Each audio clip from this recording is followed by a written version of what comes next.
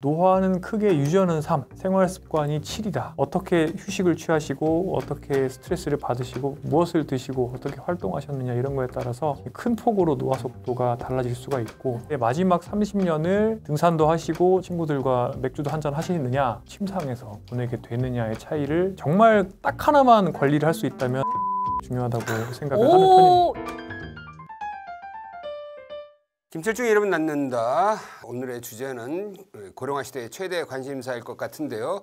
바로 주제는 노화입니다. 네, 요즘 가장 핫한 주제죠. 감속 노화의 열풍을 일으키고 계신 분을 모셨습니다. 서울 아산병원 정희원 교수님과 함께하겠습니다. 어서 오세요. 네, 안녕하세요. 정희원입니다. 네, 반갑습니다. 네, 노년내과 하면 사실 아직 좀 생소하신 분들이 많을 것 같은데 주로 어떤 분들이 찾아오는 건가요? 77세에서 84세 정도가 되실 때 그때 이제 혼자 외출이 조금 어려워지는 정도가 됩니다. 이 정도가 되시면 대체적으로는 한 병이 5가지 정도 있으시고 약은 한 10가지 정도 드시고 장기요양보험 등급을 받으신 분들도 계시고 치매약도 하나 정도 드시는 경우가 많아요. 이 정도 되시면 이제 좀 문제들이 복잡하게 꼬이기 시작하고 좀 어르신들이 이제 아이 같아지기 시작하죠. 이런 분들은 저희한테 오시면 도움이 많이 됩니다. 노년내과에 안 와도 되는 사람들도 와요. 예를 들어서 무슨 근육의 문제라든지 근감소증 저희 전문 분야죠. 노쇠, 그다음에 치매인데 원인을 잘 못 찾고 막 꼬여 있는 분들, 주로는 여러 가지 약이 쌓이면서 인지 기능 떨어진 분들, 이런 경우는 자신 있게 저희가 볼 수가 있고, 그래서 저희는 숫자 나이로 보는 게 아니고 이 노인의학이라는 것 자체가 노쇠의 정도, 기능 상태와 복잡도를 가지고 진료를 하는 거다. 절대적인 나이와 상관없이. 네. 아니, 반대로 그러면 나이는 좀 있으신데 굉장히 동안이신 분들 있잖아요. 나이에 비해서. 그런 분들은 겉모습과 마찬가지로 천천히 좀 노화가 된다. 이렇게 좀 볼 수가 있을까요? 물론 얼굴 나이랑 몸 나이가 비슷하게 간다는 연구 결과도 있는데 저희는 걷는 모습 을 보면 일단 알 수가 있죠. 오, 걸음걸이. 네, 신체 기능이 좋으시고 또 허리가 꼿꼿하시고 걷는 속도도 빠르시고 쥐는 힘도 좋다. 그리고 인지 기능도 좋으시다. 이러면 실은 90대여도 노년의학적인 측면에서는 젊은 성인과 큰 차이가 없다고 볼 수가 있고. 그러니까 이 걸음걸이, 악력, 인지 기능 이 3개가 대표적인 어떤 노쇠의 지표라고 볼 수 있는 거죠. 그렇습니다. 사실 일란성 쌍둥이 같은 경우에도 어떤 사람은 조금 덜 늙고 어떤 사람은 좀 빨리 늙고 이런 차이가 있잖아요. 그건 왜 그런 거예요? 노화는 크게 유전은 3, 생활 습관이 7이다. 이렇게 얘기를 합니다. 아무리 일란성 쌍둥이라도 어떤 삶을 사셨는지, 그러니까 어떻게 휴식을 취하시고 어떻게 스트레스를 받으시고 무엇을 드시고 어떻게 활동하셨느냐 이런 거에 따라서 큰 폭으로 노화 속도가 달라질 수가 있고, 예를 들어서 똑같은 사람이더라도 무엇을 먹느냐에 따라서 30%씩 노화 속도가 차이가 날 수가 있습니다. 그러면 일단 식습관이 굉장히 중요하다는 말씀이신데, 그러면 노화를 일으키는 식습관은 어떤 게 있을까요? 노화의 가속 페달 중에 가장 저희가 큰 폭의 효과가 있다고 생각하는 게 mTOR. mTOR는 쉽게 말하면 엄청 많은 양의 고기를 먹으면 활성화되는 경로라고 보시면 됩니다. 근생성, 그다음 세포 분열 이런 것들을 촉진하게 되고, 그래서 암 발생이랑도 관련이 있고, 그래서 항암제 중에서도 mTOR를 억제하는 약이 있고요. 그다음에 인슐린 IGF-1 시스템, 인슐린이죠. 결국에 당분과 밀접한 연관이 있죠. 그러니까 노화를 가속시키는 결국에 식사라고 하면은 저는 이제 가속 노화 식사라고 그냥 얘기를 합니다. 근데 제일 나쁜 게 이제 단순당과 정제 곡물이 많이 들어있는 식사, 콜라 사이다에 들어있는 설탕, 그다음에 과자에 들어있는 또 설탕, 이런 것들이 인스턴트 커피. 네, 그렇죠. 그리고 정제 곡물이라고 하면 빵떡, 국수, 감자고구마 이런 정제된 하얀색 가루로 되어 있는 그걸로 제조된 음식들 얘기하고, 이런 것들은 혈당을 매우 빨리 올리게 되고 그래서 인슐린 분비를 또 초래하게 됩니다. 단순당이 굉장히 안 좋다라고 말씀해 주셨는데 요즘 핫한 게 제로 음료들이잖아요. 제로 코크, 제로 사이다 이런 것들 계속 나오는데 그런 음료는 좀 안심하고 마셔도 되는 건가요? 일단 대사 측면에서는 그런데요. 근데 문제는 제로 음료에도 또 많이 들어가는 게 향미를 증진하기 위해서 인산 이런 것들이 많이 들어갑니다. 인산은 뼈 건강과 콩팥 건강에 좋지 않습니다. 그럼 좀 이 노화를 늦출 수 있는, 노화에 좀 도움이 되는 그런 식습관도 따로 있을까요? 이거는 일단 2가지로 나눠서 얘기를 드려야 될 것 같아요. 그러니까 첫 번째는 뭐냐면 2030-40이 열심히 하셔야 되는 거예요. 단순당과 정제 곡물을 피하고, 그리고 식물성 단백질을 많이 먹는 게 좋아요. 동물성 단백질보다는. 식물성이라고 하면 사실 제일 많은 건 콩이죠. 두부 뭐 이런 거. 그렇죠, 두부. 그래서 제가 렌틸콩을 되게 좋아하는 건데 그 브라이언 존슨이라는 1년에 200만 불을 자기 노화 속도 느리게 만드는데 쏟아붓는 부자가 있어요. 네. 그분 식사가 보면 거의 탄수화물과 단백질은 렌틸콩으로만 공급해요. 거의 그 샐러드하고 렌틸콩하고 올리브오일만 드세요. 근데 그 정도로 하면 대신에 동물성 단백질, 특히 붉은 고기를 적게 먹을 수가 있잖아요. 똑같은 단백질 섭취하더라도. 그러면은 mTOR가 활성화가 안 되는 거죠. mTOR가 꺼지게 되는 거고, 또 콩은 굉장히 혈당을 느리게 올리기 때문에 인슐린도 분비가 덜 돼요. 그래서 제가 항상 뭐 저속노화 밥 이런 거 드시라고 하고, 콩 많이 넣어서 잡곡밥 만들어서 드시고, 젊은 분들은 채소 반찬 많이 드시고 나물 드시라고 말씀을 드리고, 단백질 드셔도 계란이나 흰살 생선 뭐 이런 쪽으로 드시면 오히려 동물성에서 좀 거리가 먼, 식물성에 조금 더 그 타입이 가까운 그런 고기를 드시기 때문에 이제 mTOR의 활성을 줄일 수가 있다. 뭐 그런 개념이고, 제가 추천드리는 식단이 서양식 중에서는 마인드 식단이라고 해서 지중해 식단에 플러스 대쉬라고 해서 고혈압을 예방하는 식단이 있는데, 그런 장점을 좀 조합한 건데 한국 사람들은 굉장히 실천이 편합니다. 그러니까 밥을 제가 말씀드리는 그런 잡곡밥으로 드시면서 채소 반찬 위주로 드시면 자연스럽게 이 식단이 재현이 됩니다. 반대로 나이가 연배가 있으시면 완전 달라지죠. 그때부터는 초등학교 1학년 또는 유치원생 식단으로 돌아가셔야 돼요. 그러니까 흰쌀밥을 아침, 점심, 저녁 드시고. 진짜요? 쌀밥은 되게 좋은 복합 탄수화물입니다. 흰쌀밥 먹으면 안 되는 거 아니에요?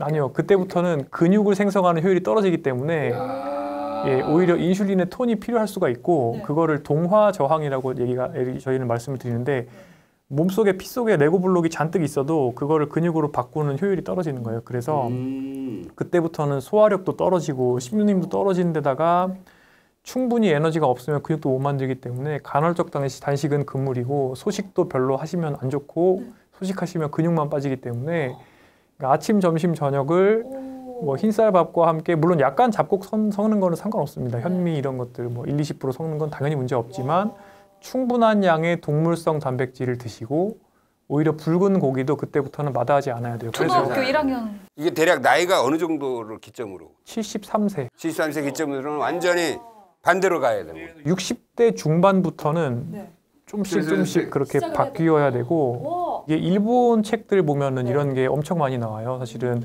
7, 80대의 뇌 기능에는 고기가 중요하다. 뭐 이런 얘기들, 뭐 한국 사람, 일본 사람들이 특히 어르신들이 굉장히 빼빼 마르세요. 그 미국 사람들이랑 달라요. 미국 사람들은 7, 80대도 다 엄청, 제가 이제 미국에서도 연수를 해본 적이 있는데 엄청 비만하시기 때문에 무조건 빼는 방향으로, 무조건 빼면 다 좋아져요. 근데 한국, 일본 사람들은 다른 거예요. 우리나라 아직까지 보면 대부분 정보가 그 미국에서 그냥 들여온 정보가 많기 때문에 실제로 국민건강영양조사를 해보면 너무 아쉬운 점이 있어요. 국민건강영양조사에는 식습관이 나옵니다. 그런데 60대, 70대 한국인들은 걷기 많이 하시고 잡곡밥 위주로 드시고 채소 많이 드시고, 3, 40대는 고기 많이 먹고 술 많이 먹고 완전히 반대네요. 네, 그게 반대로 돼 있다. 그래서 이게 좀 아쉬운 거죠. 네. 근데 나이를 먹으면 소화력이 자연스럽게 좀 떨어지잖아요. 근데 육류랑 뭐 흰쌀밥 이런 거 먹으면 좀 안 좋지 않을까 이런 생각이 들거든요. 네, 그런 것들을 꾸준히 드셔야 소화력도 유지가 되죠. 오히려 반대로.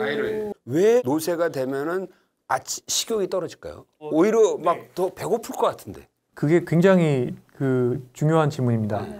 사람이 예를 들어서 부속이 100개가 있다고 하면 대략 그 노쇠가 생기는 시점은 25개 정도가 고장나는 시기라고 보시면 되겠습니다. 그 정도가 되면 사람의 시스템 특성이 일단은 달라지고, 그때부터 많이 나오는 피 속에 떠도는 단백질들이 좀 달라지게 되는데, 일단 염증이 올라갑니다.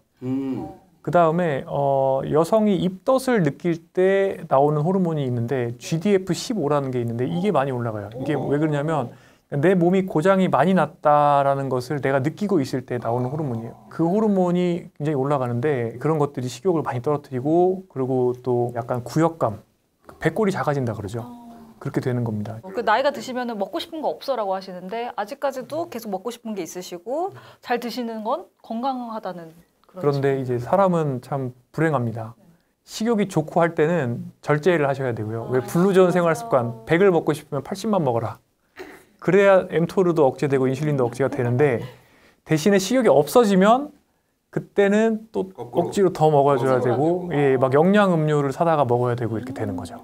그런 게 어떻게 보면 그런 게 다 세상의 진리인 것 같아. 어? 이렇게 과잉이 될 때는 절제하고 모자랄 때는 좀 더 자기가 의욕적으로 좀 더 채우고 맞아요. 뭐 그러면 살아야 되지 않을까 싶은데. 맞습니다. 그래서 이게 먹는 것만 아니라 잠자는 거, 뭐 여러 가지 것들이 노화에 관여하는 거 아니겠어요? 보통은 이제 그 삶의 필수 요소에 들어가는 것들이 뭐 잠, 스트레스 관리, 운동, 그다음에 영양, 술, 담배 이런 것들을 어떻게 내가 관리하느냐. 정말 딱 하나만 관리를 할 수 있다면 잠이 제일 중요하다고 생각을 하는 편입니다. 아, 이거 중요한 얘기네. 잠을 못 자는 사람의 뇌는 더 자극적인 음식을 찾게 됩니다. 실제 실험 결과가 있어요. 수면 부족은 오히려 아주 자극적인 음식을 찾는 예, 잠자는 시간도 좀 중요하지 않나요? 그렇죠. 몇 시에 자는 게 좋아요? 크로노타입이라고 해서 네. 자신의 결국에는 팔자에 맞게 주무시는 게 좋고, 올빼미형은 늦게 자는 게 맞고, 종달새형은 일찍 자는 게 맞습니다. 몇 시간 정도 자는 게 좋은 건가요? 아, 그것도 있습니다. 그러니까 롱 슬리퍼가 있고 숏 슬리퍼가 있는데 그거는 또 유전자 팔자에 따라서 달라요. 그건 본인이 느꼈을 때 개운한 정도. 그렇죠. 커피 안 마시고 알람 없이 깨서 며칠 정도 반복해 본 다음에 안정된 상태에서 내가 몇 시간 자는지를 봐봐야 알아요. 물론 또 수면 무비는 다른 문제 때문에 그렇죠. 낮에 되게 졸릴 수도 있기 때문에 이런 것들은 배제를 당연히 해야겠죠. 수면 부족이 왜 노화를 가속화시키는 거죠? 잠은 우리 몸의 신체 회복과도 관련이 있고 또 인지 기능의 회복과도 관련이 있습니다. 그리고 스트레스 호르몬의 농도와 밀접한 상관이 있어서, 그러니까 잠을 못 잔 사람의 경우에는 이제 스트레스 호르몬이 전반적으로 굉장히 높아지게 됩니다. 코티솔이라고 부르는 스트레스 호르몬 레벨이 높으면 그 스트레스 호르몬은 직접적으로 근육을 녹입니다. 오. 인슐린 저항성 생겨요.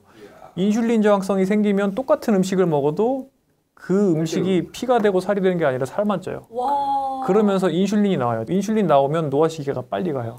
노화세포 쌓이고 그런 식으로 악순환이 도는 겁니다.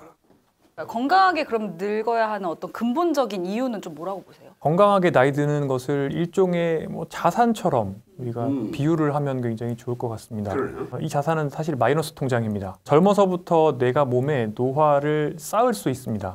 이 쌓는 속도가 빨라지면 그걸 저는 가속노화, 생물학적인 용어입니다. 노화가 쌓이면 그 결과는 처음에는 만성질환, 성인병과 노인성 질환으로 나타나고 그 질환이 쌓이고 나면 그 다음에 오는 게 이제 노쇠죠.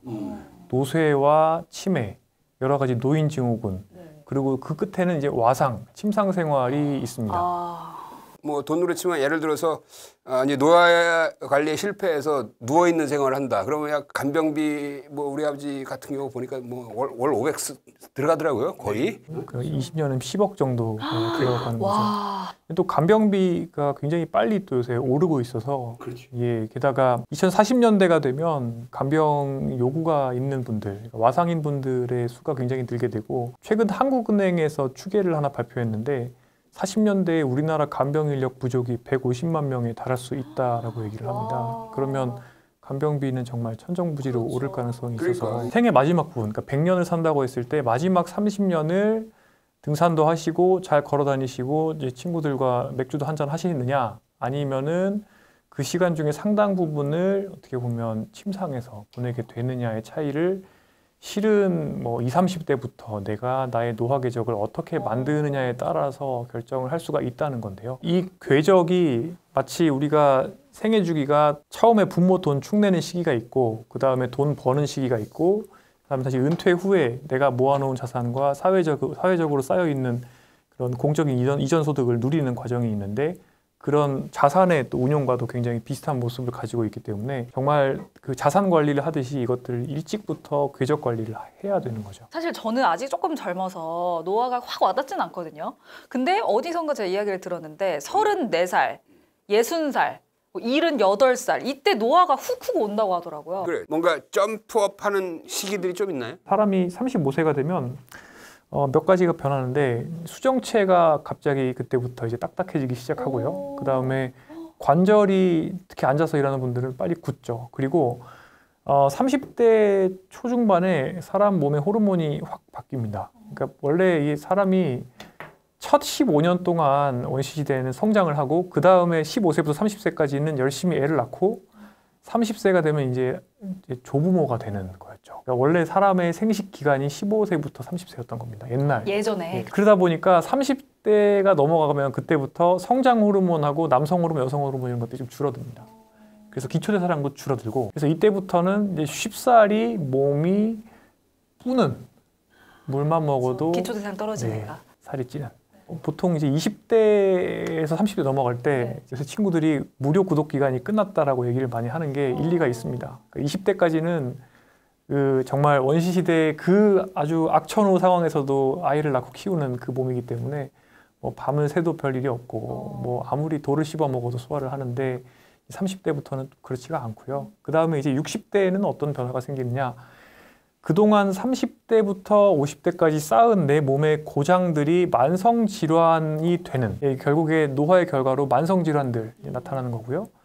그 다음에 이제 78세 정도가 되면 뭐 치매와 관련된 이제 노인 증후군이죠. 노쇠의 치매, 완전 노화의 결과로 이제 가는 거죠. 식욕이 떨어지고 그러다 보니까 또 활동이 줄고 근육이 빠지고 쇠약이 오고 밖에 못 나가니까 우울감 심해지고 인지기능 떨어지고 그 악순환 시작되기 시작하는 시점이라고 보시면 되겠고 그 시점이 이제 노년내과 오시는 시기죠. 제가 아까 77세, 84세 말씀드렸잖아요. 지금 정 교수 얘기 들으면서 이게 인간의 생물학적 변화가 결국엔 사회적 그 활동에 또 변화를 줘서 그걸 악순환시키는 패턴을 가게 되는 거구나. 네. 그래서 노화 관리가 중요하다라는 생각이 좀 들었어요. 그러니까 결국은 이 노화를 좀 늦추고 건강하게 사는 게 중요하다 이런 말씀이신데 그러면 선생님이 생각하시기에 노화를 늦출 수 있는 가장 확실한 방법 어떤 게 있을까요?